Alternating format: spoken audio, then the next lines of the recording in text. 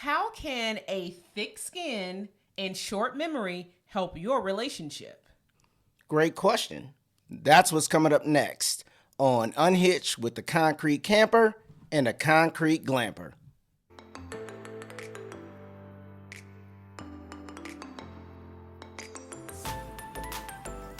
Welcome to the next episode of Unhitched with the Concrete Camper and the Concrete Glamper.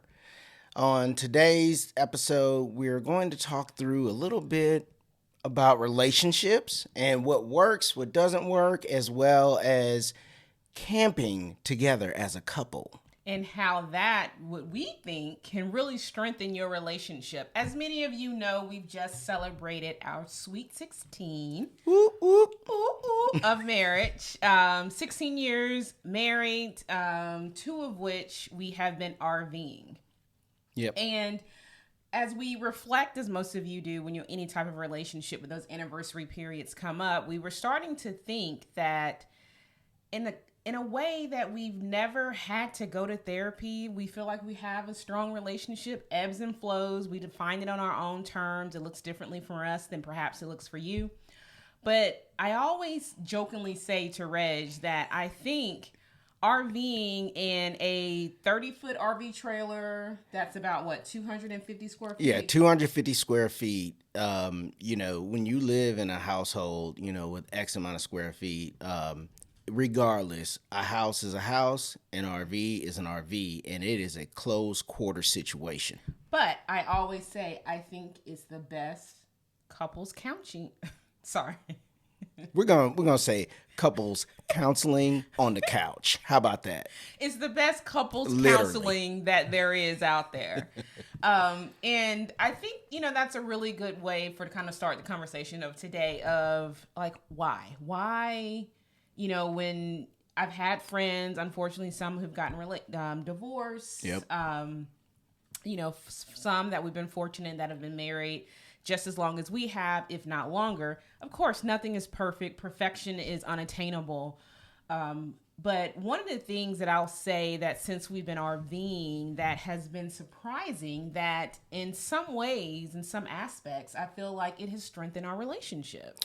Yeah, I mean, what I'll defer to is one of the things that I kind of like to look at this in a sports analogy, right? Okay. So, yeah, I think you got the coach and you got the quarterback. Okay. All right. Who is which?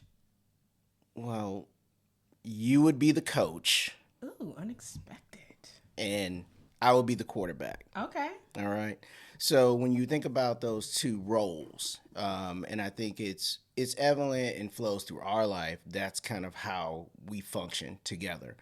So Mika being a coach, you come up with, when you think about where we're going to go, how we're going to get there, making the reservations, you have the strategic piece of the overall plan of what you want and what we want.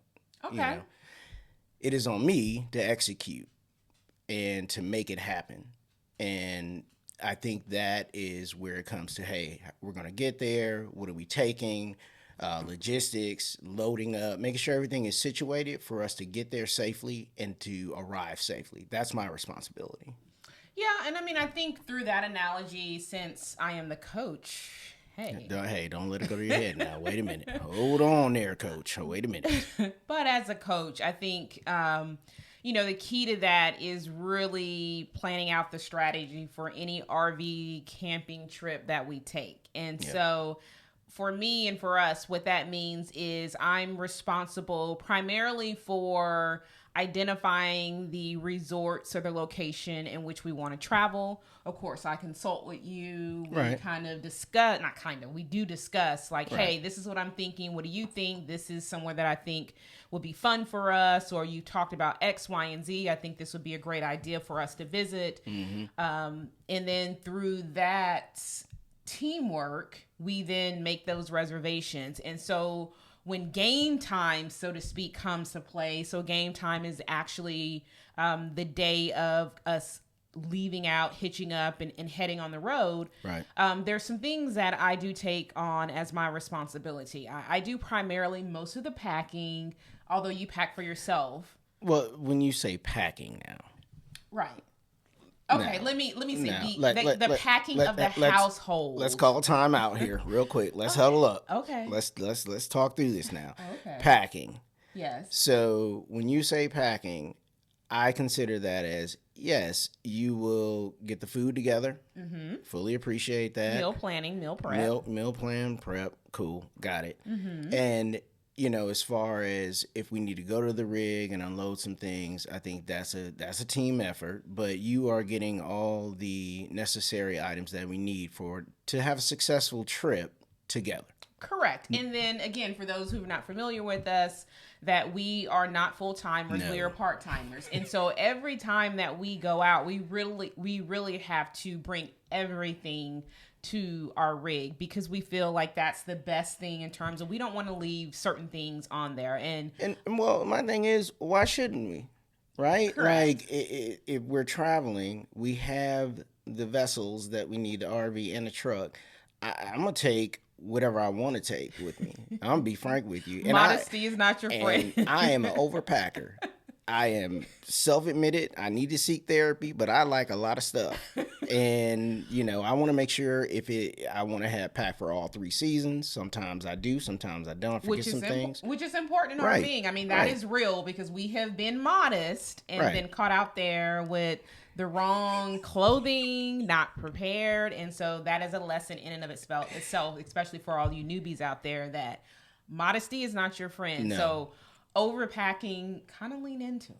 Yeah, I mean, make sure you have multiple things that you would need and want. And when it comes to the food, that's another thing.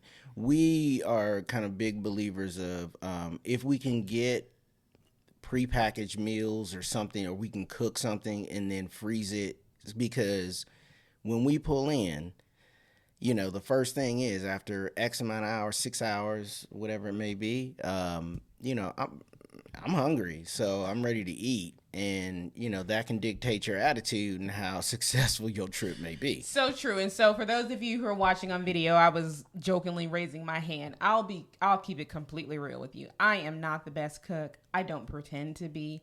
And so meal prep sometimes is meals that we will make from scratch.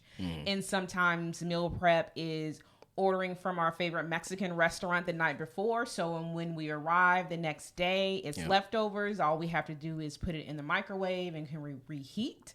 It may also include us visiting one of our favorite stores, and they already have things that are prepackaged, or sandwiches, or what have you. So it really depends on your RV style, that ultimately, when I take the role and when I'm saying packing and prepping, that's really what we're talking about. And so ultimately, the strategy for that, from my perspective, is I understand all the trials and tribulations and the stress that comes with travel day. Mm-hmm. And so although I drive a little bit, I mean, I'm still not putting in like some serious hours.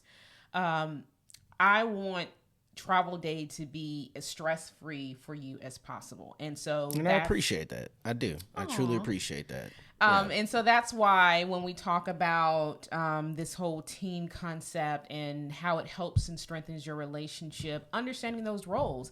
And sometimes those roles are shifting, and those roles shift in a day, in the moment, right, in the hour. Well, you got to be flexible. I mean, at the end of the day, and with us both working full-time jobs, there are times that, we make plans to leave at Friday at noon. That don't happen all the time, because things happen in life and work happens. And so we may be delayed, 3, 4, 5 hours. And then it's like, well, if we plan, we have a plan all the time, but sometimes you just got to be flexible. We have to call an audible. Yeah. Ooh, look at you. All right. So yeah, we got to make a change real quick. So, but honestly, it's one of those things that, again, it's a reflection of our day-to-day lives. Like, we've established roles in our relationship, and that carries out in the RVing. So when you have what your responsibilities are and what my responsibilities are, then I think it works a lot better. Absolutely. And then those roles are sometimes very traditional, And sometimes those roles are non-traditional. And I think the beauty of this, and in the theme of this conversation of in couples helping your relationship, there's different times those roles helping you strengthen your teamwork. It helps you strengthen your communication. Right. It helps you strengthen your trust. Yep. And how does that correlate? How does that play out in RVing? So, okay, we're packed up. We're on travel day. We're about to hit the road. I was reading an article recently, and I'm sure some of you may have even seen it as an example of there was a couple tourists in Hawaii who were leaning very heavily on their GPS, and the GPS directed them into a local bay where they had to be rescued. And so as much as you would say, that'll never happen to us, the reality is being a navigator is really important. And so as you're preparing these trips, as you're on the road, doing that research, thinking ahead, having that situational awareness from the driver is really important. And, until I really started driving and going through that experience, I took that for granted because I would say to myself, like, how does he not see this? How do you not know this? How do you not know we're taking this highway or this exit or X, Y, and Z? But the reality is sometimes, especially when you're new RVing or you're going to an area that's highly congested or something that you're not familiar with, you need that extra set of eyes. And that's why that co-pilot, that passenger, becomes really key. And I'll add before you start talking that everybody is not meant to be a co-pilot. I mean, I must say, I'm a really fantastic co-pilot. You're a great coach. You're a great coach. Not a good co-pilot? No, I wouldn't say you're not a good co-pilot. What I would say is you're good at being a coach. Okay. So I'll take that because I feel like a coach is kind of elevated anyway. Like, without a good coach, the team does not have a strategic vision. And the team could potentially be set up for failure. Yeah, but you also have to be a heck of a quarterback to deliver and execute. That's my wheelhouse. Okay, pause. I execute. Pause. Who is the quarterback that you're modeled after? Is it SEC college football style quarterback, or is it NFL?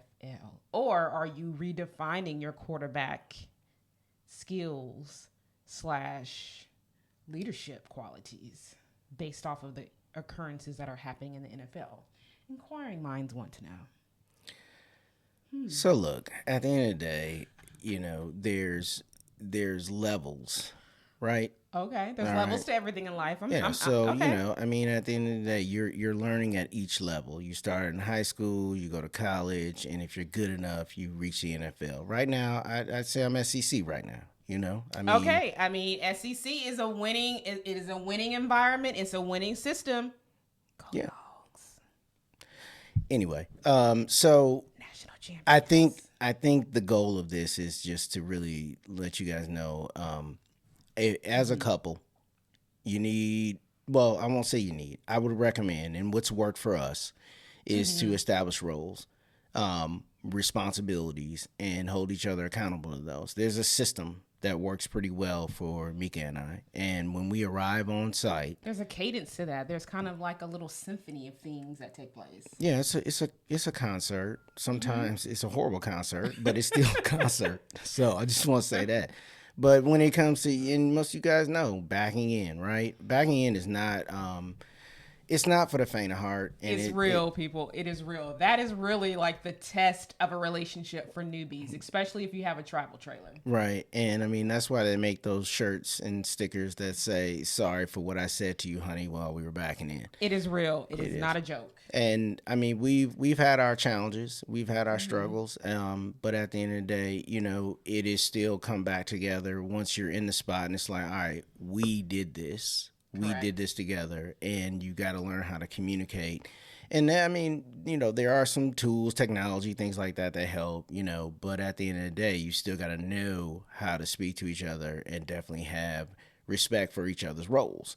Exactly. And depend on each other, because I depend on Mika, and I think she depends on me. And at the end of the day, we come together. Absolutely. And I think the thick skin and short memory comes into no one's holding grudges. We understand that sometimes things are being said, not like detrimental and like scarring, but, little jabs or just, small things in the heat of the moment of like, I can't believe you didn't see that. Yeah. That kind of thing. I'm not talking about like negative, destructive things. Right. But that's what I mean of, the best advice I have is don't carry that stuff past that moment. And then when the moment subsides, when the intensity, the stress, and the anxiety subsides, then if you see fit, then maybe have a conversation about it of saying, hey, honey, I couldn't hear you when you were asking the question, or I thought I was in the right place on the right side of the bumper, but you couldn't see me. And so understanding his point of view, understanding my point of view, that's a really great example of how you're strengthening your communication. And then that also helps with the teamwork piece. And then even in that little small time frame, that builds trust. Yeah, big time, because think about that, especially backing in on your blind side, guys, or whoever is backing in on the blind side. That's, you can't see. You can't see, and you need a partner that's going to at least navigate you. And they don't always get it right. You're not going to get it right. But at the end of the day, if you get in that spot and you're level, celebrate. Woo! That is the grace for each other. Yes. And I think ultimately that is the touchdown, if we're going to, finalize this analogy with football. But again, RVing is fantastic. I really do think it's great for couples. And it just continues to allow you to strengthen your relationship. It keeps things fresh. You're having these new memories and new adventures with each other. Right. And I just think it's just a really, for us, it's just really been a great time. And the good thing is that we're constantly learning. Absolutely. Right? You never stop learning. You never stop growing. And I think, being in a smaller environment gives you that opportunity to learn more about yourself as well as each other, personal space. I mean, intimacy is real, and not intimacy out. I'm talking about intimacy intimate, in terms of space awareness, yep. And realizing that, hey, sometimes you may need to fall back and step to the side, or sometimes you're trying to do the same things in the same space, and sometimes you don't realize the noises your significant other makes at different times of the day or night. Really? I'm just saying very generally.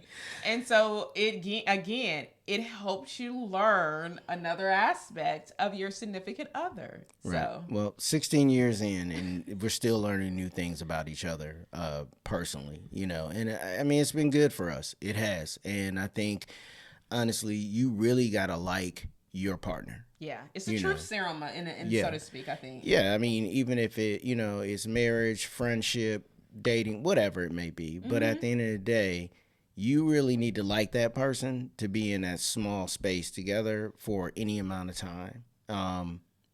It truly is dependent on that, because that's what you can fall back on, even though something was said in the heat of the moment, or you looked at me a certain way, or whatever it may be. But at the end of the day, you go back to, that's still my partner. Exactly. That's who I love, I like, I have a friendship with this person, and we're doing this together. Yeah, and it's a partnership. So I can't do certain things without her. She can't do certain things without me. We're connected that way. That's just a little bit of our thoughts and insight on how RVing has some of that unexpected impact in your life. Right.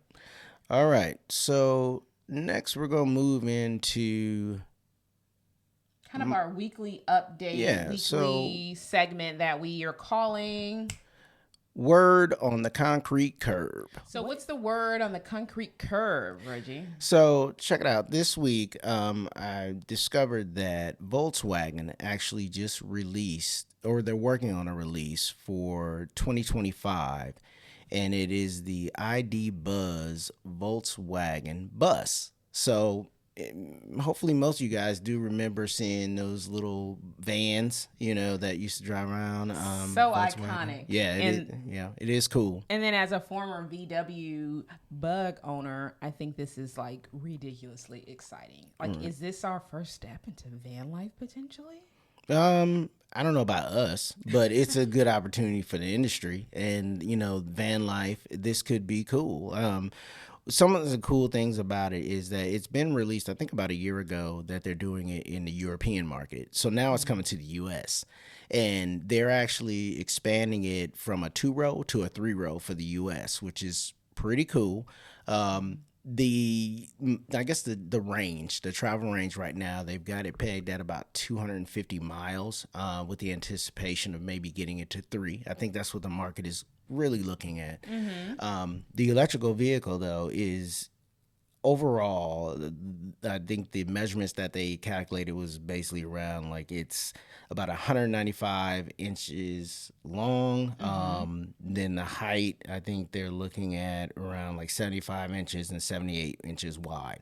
But it's all electrical, and it's adorable. Honestly, it is cute. It's cool, and it's retro. But I think it's a gateway to where we can go overall. And I know there's pickup trucks that are out there that are EV, towing capacity, as well as range. But range right now has been kind of the hot topic that's happening in the industry.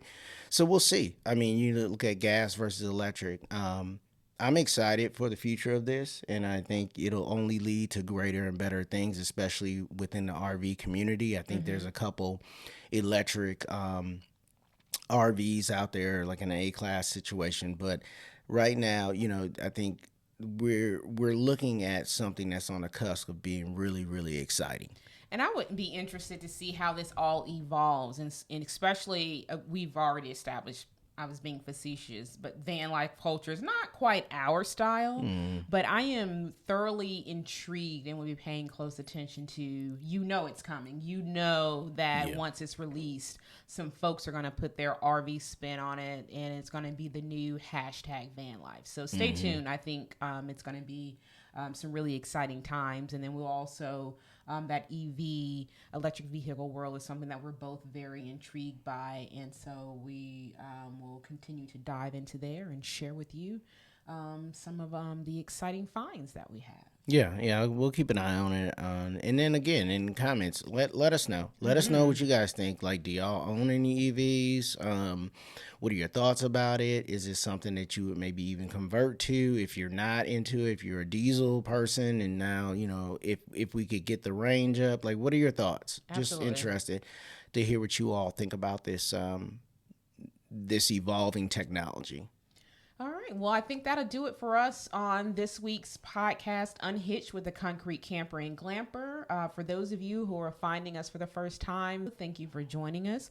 For those of you who are joining us via video format, we say welcome, and we continue to ask for you to like, support, and subscribe to our channel. And with that, we'll continue to chase the sun, sand, and sea in our RV.